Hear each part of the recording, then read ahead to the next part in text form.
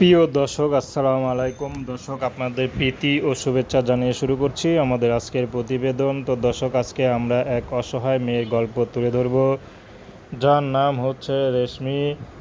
রেশমির বিয়ে শাদী হওয়ার কথা ছিল, কিন্তু বিয়ে শাদী হওয়ার আগেই তার বাবা মা মারা যায়। তো রেশমির শেষমেশ আর বিয়েটা হয় না।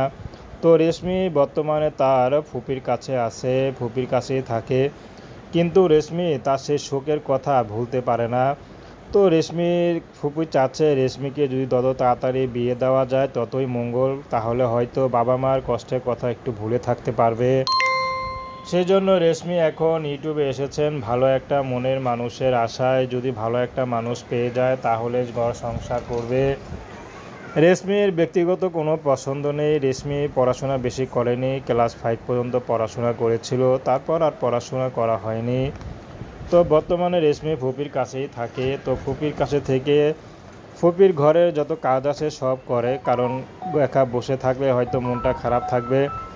তো এই জন্য রেশমি ঘরে কাজবাজ করে। আর বিয়ের জন্য এখন ইউটিউব এসেছে, যদি ভালো একটা মানুষ পায়, সে বিবাহিত হোক, সমস্যা নেই। কারণ রেশমির বাবা মাছ বিক্রেতা ছিল।